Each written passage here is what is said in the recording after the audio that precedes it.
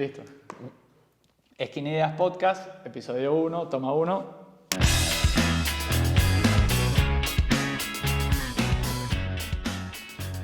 Hola a todos, ¿cómo están?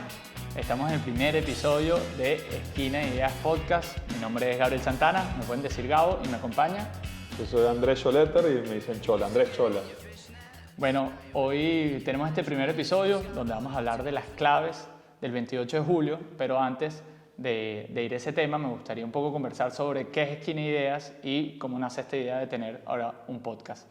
Pero Esquina Ideas es una iniciativa que tiene casi 10 años, Chola, que tú has ido liderando desde el 2013, 2014, y me gustaría un poco que nos comentes todo el tiempo, todas las actividades que han hecho, todas las dinámicas que han tenido y cómo hoy nace también esta iniciativa. Sí, bueno, desde un principio Esquina Ideas fue una iniciativa para tomar el espacio público, para generar discusión, reflexión, propuestas sobre temas que tienen que ver con el acontecer nacional, también internacional. Y por ahí arrancamos tomando plazas, calles en toda la ciudad de Caracas y también llegamos a otras ciudades del país. Cuando vino la pandemia por primera vez nos tocó hacer los Esquinas de Ideas en línea y entendimos el poder de las ideas, el poder de la palabra, que no necesitábamos solo el espacio público, sino que también podíamos tener otros formatos y por eso me encanta que podamos estar arrancando con este formato hoy. Por Esquina Ideas han pasado ya más de 300 invitados como ponentes a dar sus ideas. Hemos tenido miles de personas en estos espacios públicos donde nos hemos reunido. Hemos tocado temas de economía, de política, de temas sociales. No solo los problemas, sino también siempre pensando en propuestas que puedan permitirnos mirar el futuro con esperanza. Yo soy fiel creyente además que lo público antes era solamente la plaza, pero hoy las redes y las comunicaciones, los espacios en internet también son espacios públicos donde está todo el mundo y donde el debate de estas ideas, poder llevarlo para allá es bastante interesante. Yo me acuerdo, nosotros nos estábamos conociendo, es más, nosotros nos conocimos en un programa de radio que yo te invité. A Gabo no le gusta mucho la foto original porque... No, ahí la podemos poner en el... Digamos que está mejor ahorita que aquella época. Ahí tenía 19. Y al poco tiempo tú me invitaste a una Esquina Ideas que fue en la Plaza Miranda y me acuerdo que tú tenías una libretica donde anotabas a todas las personas que tenías que mencionar antes del arranque y yo te había entrevistado, no sé, una semana antes y fui para allá y me mencionaste y yo me sentí, ¿sabes? Como yo tenía 19 años y yo, wow, qué bolas que Cholo me mencionó antes de hablar en esa Esquina Ideas que fue eso, en la Plaza Miranda ahí frente al Millennium, ya no me acuerdo de qué era, pero fue uno de nuestros primeros acercamientos y es curioso que tantos años después hoy nos compartamos este espacio ahorita. Totalmente. Bueno, y ya para tocar el tema del 28 de julio, son unas elecciones que quedan alrededor de 90 días, un pelito menos. Menos, ya quedan 80 y tantos. 80 y pico de días para las elecciones presidenciales que van a definir el presidente electo, ahorita en 2024 va a ser presidente hasta 2030. Es decir, yo tengo 28 años, hasta los 34, cualquier chamo joven que se inscribió ahorita para votar que tenga 18 años, el presidente y la decisión que tomamos los venezolanos el 28 de julio va a definir nuestra vida directamente hasta dentro de 6 años. Entonces, creo yo que pasa por un momento, vamos a vivir un momento demasiado importante en nuestra historia y que poder analizar las claves que vienen para ese día es interesante. Entonces, no sé ¿cómo ves tú el 28 de julio? Sí, bueno, para mí la primera clave, sin discusión, es el liderazgo de María Corina Machado. Lo que está pasando con María Corina es simplemente maravilloso. Sí. Y te soy sincero, Gabo, yo no la apoyaba a ella desde un principio. Tenía una cantidad de prejuicios con respecto a ella y sus acciones acertadas han permitido que esos prejuicios yo los vaya derribando. Y eso me parece increíble, ¿no? Mi abuelo me decía que los líderes no nacen, los líderes se hacen, se forjan como las obras de arte. Y creo que lo que está pasando hoy en Venezuela es puro arte, arte puro. Cuando uno ve las recientes giras en Falcón, en Trujillo, en el Zulia, y ves a la gente, hombres llorando, gente lanzándose casi que al carro por donde va María Corina para demostrarle su esperanza, para demostrarle su apoyo y para demostrar que están comprometidos con un cambio. Cuando uno ve esas calles llenas de gente, para mí no hay duda de que ese cambio va a llegar y que el pueblo venezolano hoy está viviendo un proceso ya de cambio, de transformación, de reconciliación, que es demasiado poderoso. Yo creo que hay un episodio, o el más importante, que ha atravesado María Corina, que fue las primarias. Ella llegó a las primarias, primero entre que se postulaba, no se postulaba por el tema del CNE, pero de la manera que arrasó las primarias, o sea, y la gente se volcó, y al final yo confío en María Corina genuinamente por el resultado de las primarias, porque sacó más del 90% de los votos y demostró que la ruta que ella propuso es la ruta que los venezolanos están acompañando. Y yo creo que eso es algo que cualquier dirigente político de oposición tiene que entender y que sumarse a esa ruta que ella está marcando. Y además las imágenes que estamos viendo ahorita en las redes en todo el interior del país, a mí me emociona muchísimo ver lo que está generando en pueblitos desde capitales de estados hasta pueblos de 20.000 personas. Creo que hace poquito estaba en uno de 20.000 personas y se movilizaron miles en su localidad. Entonces es emocionante, y ver cómo cada traba que le ha ido poniendo el gobierno desde que ganó la primaria, ella las ha ido superando. Y esto es un juego extremadamente complicado, es casi un tablero de ajedrez donde el rival parece tener todas las fichas disponibles y uno muy pocas. Y ella ha ido sorteando y lo hablaba contigo hace unos días, el tema de Corina Lloris fue una jugada inteligentísima. E incluso antes de Corina Lloris, porque yo creo que ya la primaria en sí fue un súper logro, aún a pesar de que el CNE no quiso apoyar el proceso de primarias, ¿no? Entonces, lograste la primaria, ya eso fue un logro, y yo aprovecho también para agradecer a quienes tuvieron la responsabilidad de estar en la Comisión Nacional de Primarias.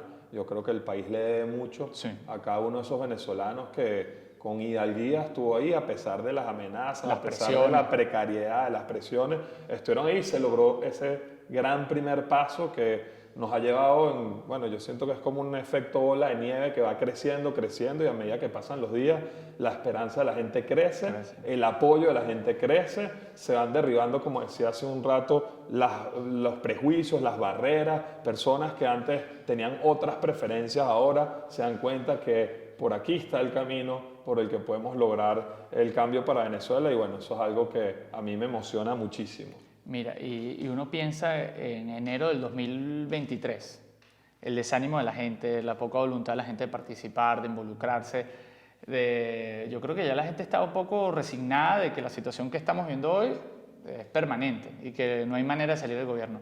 Y yo creo que desde que empezó el proceso de la primaria, de que salieron los candidatos y María Corina empezó a conectar con su discurso, la gente se ha ido animando, y ya lo que vimos hoy a 80 días de la elección es totalmente distinto a lo que teníamos hace año y medio. Yo creo que eso va a ir aumentando, y yo creo que lo más emocionante es saber que el 28 de julio tenemos la posibilidad de cambiar de gobierno. Es que yo creo que dentro de las acciones acertadas que se han tomado, empezando por la primaria, yo particularmente pensaba cuando el régimen anunció que había que ir al Tribunal Supremo de Justicia para ver si los candidatos están habilitados o no. Yo fui uno de los que pensó, no, María Corina no va a ir. Ni loca.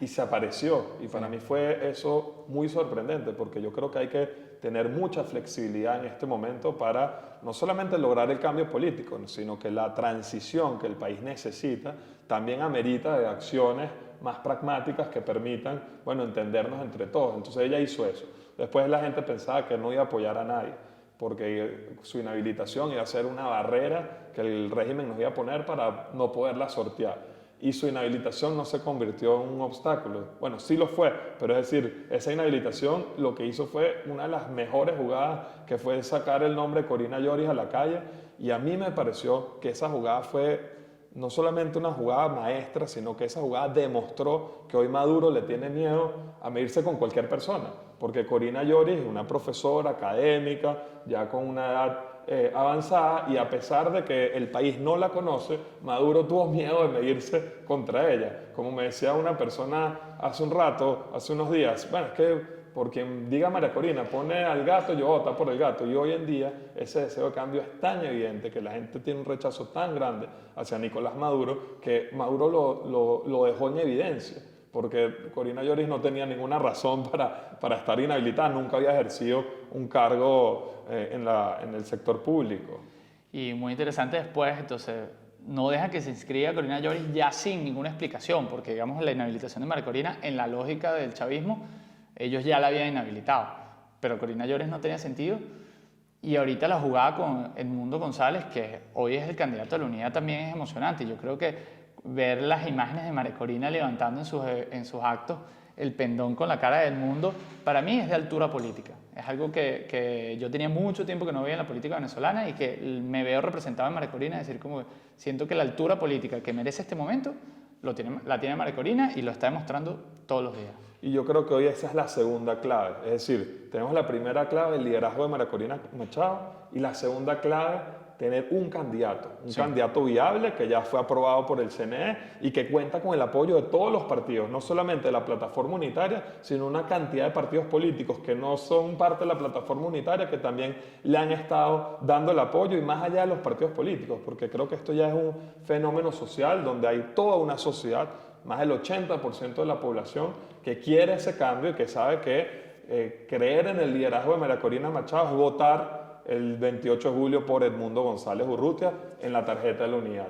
Sí, es emocionante ver cómo ese apoyo, o sea, ese liderazgo sí se ha transferido. Yo siento que, como tú decías, la gente, el que apoya a María Corina, la gente está guiando, pero que además también se ha vinculado a que sea un proceso unitario y que haya un candidato unitario apoyado por la tarjeta de la unidad, y también está Sí, el movimiento MPB, creo que. MPB Y Un Nuevo Tiempo. Un Nuevo Tiempo, sí. Que apoyen esa candidatura y que ese candidato unitario va agarrando fuerza, y sin duda alguna, si el gobierno no lo deja seguir corriendo, que obviamente es uno de los riesgos que hoy corremos, que lastimosamente yo veo con mucha preocupación los próximos 80 días que faltan, porque siento que el costo del gobierno de sacar la tarjeta de la unidad del tarjetón, o en su caso atacar directamente al mundo, es muy alto, pero nunca va a ser más alto que el costo de perder la elección, que es lo que yo siento que va a pasar si la elección es mañana, y ahí va a haber, o sea, ahí se van a arriesgar al tema de poder hacer una transición política. Sí, yo creo que lo que está pasando con el gobierno, que mucha gente dice, bueno, ¿por qué están permitiendo que corra Edmundo González cuando todos pensábamos que también iba a haber otro obstáculo con relación a él? Es que no saben cómo manejar esta situación. O sea, me parece que la situación ya lo sobrepasó, porque en el pasado el chavismo sí tuvo apoyo popular y de hecho era uno de los pilares de su fuerza. Pero hoy en día eso no. Y es lógico que la gente tenga preferencias. Probablemente en un momento hubo unas personas que fueron muy adecas y después esas personas fueron muy chavistas. Y hoy en día ya, sí, ciertamente el chavismo tuvo fuerza en un momento de nuestra historia, pero ya no es así. Entonces es muy lógico que alguien que fue muy chavista hoy en día sea una persona que apoya con mucha fuerza a María Corina y quizás el día de mañana apoye a otro. Entonces yo siento que ellos no saben cómo manejar esta situación, porque queda en evidencia que no tienen apoyo popular, eso está en evidencia, que no tienen recursos, no tienen plata. El día del 1 de mayo no fueron capaces de aumentar los salarios de los trabajadores que tienen ya años en mora con el mismo salario mínimo de hace unos años, y no han sido capaces de mejorar la situación económica para la gente, y no tienen ya propuestas para el país. Entonces eso creo que está claro, y obviamente todo lo que estamos haciendo se convierte en una gran amenaza para los que están en el poder. Mira, hablando del tema de la popularidad del chavismo, yo una vez escuché, esto se lo escuché a Roberto Patiño, que decía que el chavismo perdió la popularidad porque eran fuertes en 3 sectores. El primero, eran fuertes porque tenían una gran cantidad de empleados públicos, más de 3 millones, que en ese momento ellos tenían un control mucho mayor sobre los empleados públicos, y que hoy es totalmente lo contrario, y de hecho el tema de la incapacidad de ellos poder aumentar el salario se ve afectado a su popularidad y a su capacidad de incidir en esos 3 millones de venezolanos que son empleados públicos. Lo segundo es el interior del país, que tú ves a María Corina girando y te das cuenta que el interior, la Venezuela profunda, por decirlo así, cambió totalmente. Me gusta más la Venezuela profunda que el interior del país. Bueno, pero... ¿Sabes? Yo soy maracucho y no nos gusta cuando dicen el interior de qué. Pues todas las regiones del país son igual de importantes. Está bien, perdón por mi caraqueñización del discurso. Y tercero, bueno, y tú haces política en Petare, el tema de los sectores populares. Antes probablemente había lugares donde la oposición no podía entrar porque eran 100% chavistas de convicción, y que hoy todo lo contrario, y probablemente ahí es donde tú consigas las personas más opositoras al chavismo. De acuerdo, y creo que ahí podemos entrar en una tercera clave que yo veo, que es que la gente perdió el miedo. Sí. Tú sabes que ahorita en cada gira que hace María Corina cada vez hay más obstáculos. Sí. La última que estuvo en Falcón, en el Zulia, llegaron a los lugares, a los hoteles, donde estaban, lugares donde sí. se quedó a multarlos, a cerrarlos. Y me enteré que para esta gira que hubo recientemente en Trujillo, pasó todo lo contrario. Como no pueden quedarse en hoteles porque ya no se los permiten, la gente ponía su casa a disposición. Y no es que una, tenían 20 casas posibles de gente que decía, quédense en mi casa, yo asumo el riesgo. Y es muy bonito ver cómo a pesar de la persecución, a pesar de los atropellos, a pesar de que quienes están en el poder tratan de sembrar miedo, la gente ha ido perdiendo el miedo, o bueno, puede tener miedo, pero aún a pesar de eso, el miedo no la paraliza y sigue hacia adelante porque el deseo de cambio, el deseo de que pase algo distinto es mucho más grande que el miedo que ellos puedan pretender sembrar. Sí, yo creo que la esperanza ha ido subiendo en la gente y al final yo creo que todo el mundo ha ido entendiendo y dándose cuenta de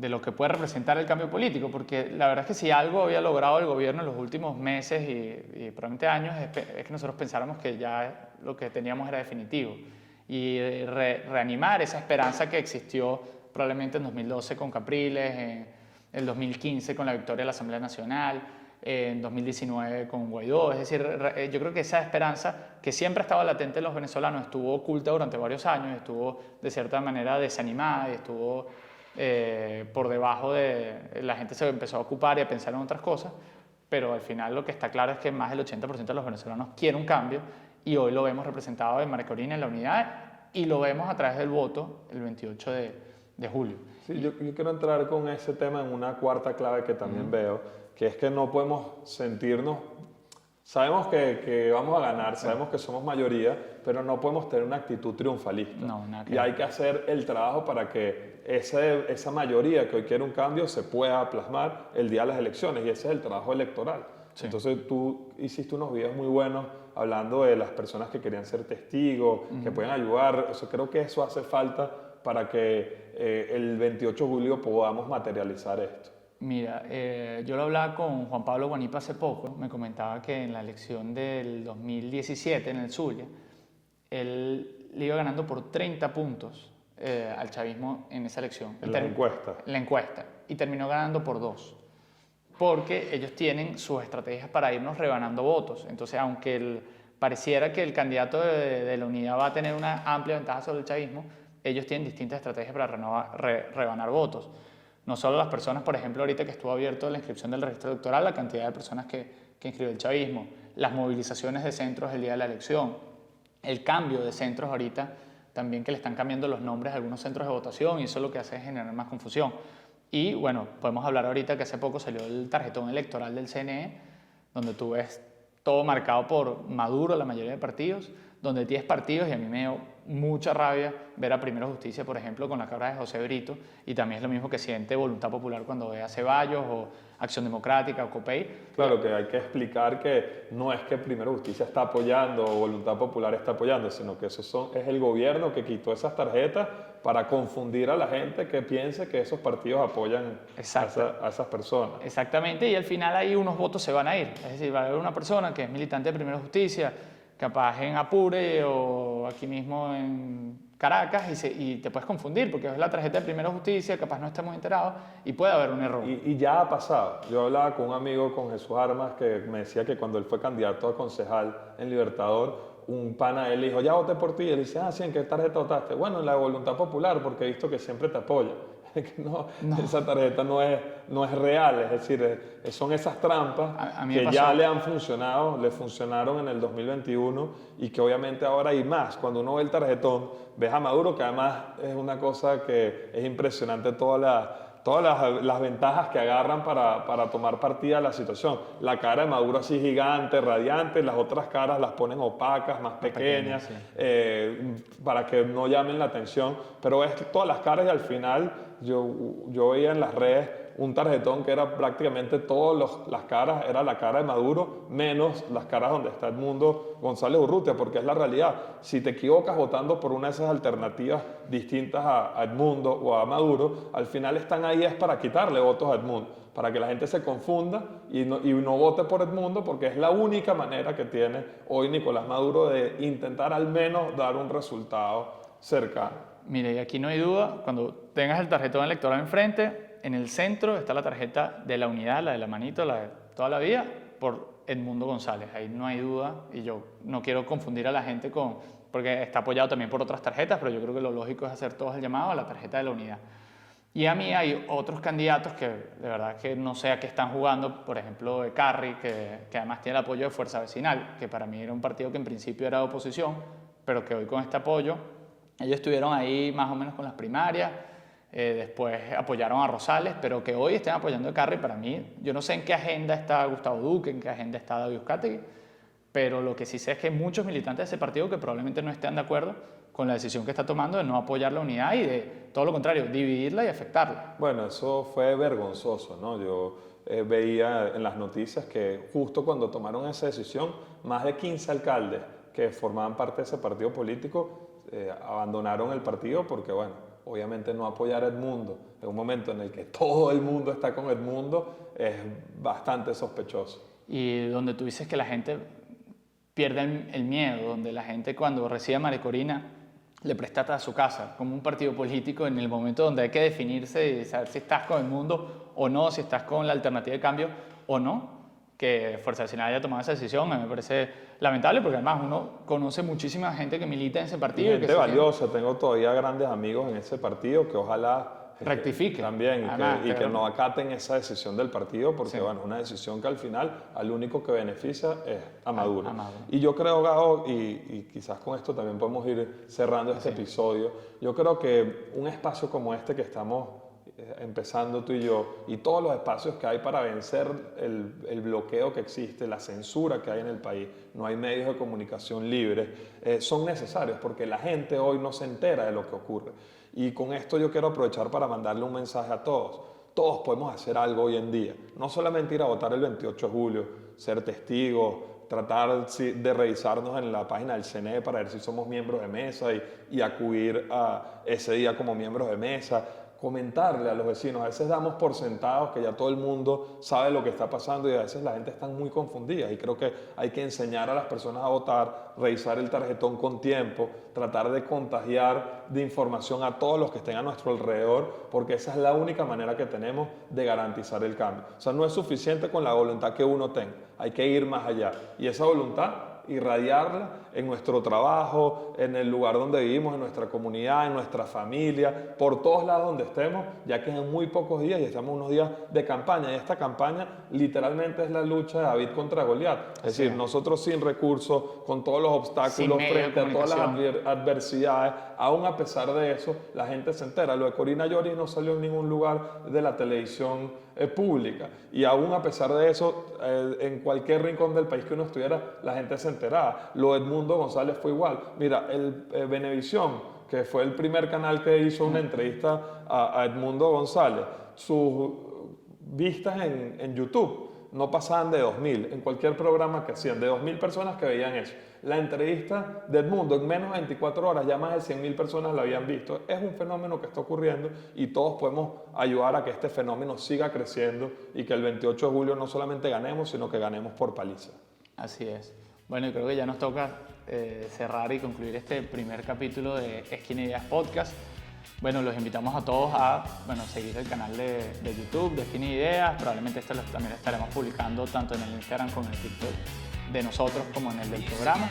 Y tratar de también escuchar sus comentarios de otros temas, tanto políticos, también queremos hablar de la ciudad, queremos hablar de los problemas de los ciudadanos, de los caraqueños. Y bueno, estamos aquí también disponibles y atentos a sus comentarios para ver qué ideas y qué temas podemos traer a esta mesa. Muchas gracias por acompañarnos en este nuevo espacio.